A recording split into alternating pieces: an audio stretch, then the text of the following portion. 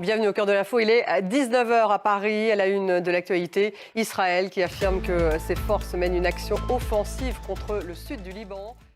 Dans 10 minutes, le débat, il est consacré à la visite d'Antony Blinken en Chine, dans un contexte de retour des tensions entre les deux pays, notamment sur les questions commerciales et technologiques. Cette visite du secrétaire d'État américain va donc apaiser ou pas ces tensions entre les États-Unis et la Chine. La stratégie de Washington à l'égard de la Chine est-elle une stratégie d'endiguement ou plutôt d'engagement? Et puis, quid de l'Europe et de ses relations avec Pékin en pleine affaire d'espionnage en Allemagne? Voilà les questions que nous poserons à nos invités à 19 h 10.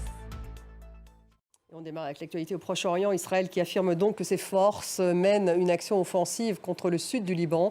Son aviation et son artillerie ont frappé 40 cibles du Hezbollah. À Gaza, la guerre ne donne aucun signe de répit avec des frappes israéliennes dans l'enclave palestinienne. Les médias israéliens ont donné son identité sans que sa famille ne confirme dans l'immédiat.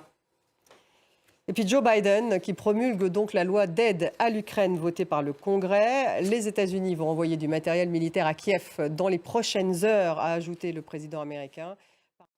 La guerre en Ukraine, Kiev qui revendique 2 attaques à 400 km de sa frontière. L'Ukraine qui a lancé des drones sur les sites énergétiques de la région de Smolensk. Des raids que son allié américain ne cautionne pas. Ils interviennent au moment où le Sénat américain, je vous le disais, débloque cette aide de 61 milliards de dollars pour Kiev. Une aide nécessaire aux combattants ukrainiens. Noémie Rauch.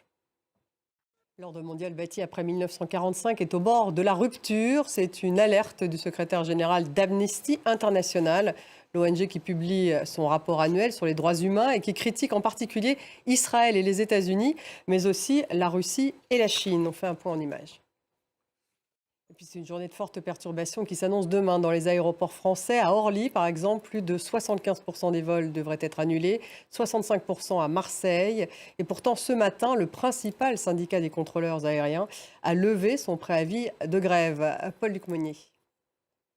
Merci de nous avoir suivis. Restez avec nous dans quelques minutes. Le débat consacré à la visite d'Antony Blinken en Chine, en pleine tension sur le plan économique, mais aussi technologique entre les deux pays. Alors, est-ce qu'il va pouvoir apaiser ces tensions, le secrétaire d'État américain? La stratégie de Washington à l'égard de la Chine, quelle est-elle? Est-ce de l'endiguement? Est-ce de l'engagement? Et puis, quid de l'Europe et de ses relations avec Pékin en pleine affaire d'espionnage en Allemagne? Voilà les questions que nous allons poser à nos invités dans quelques minutes.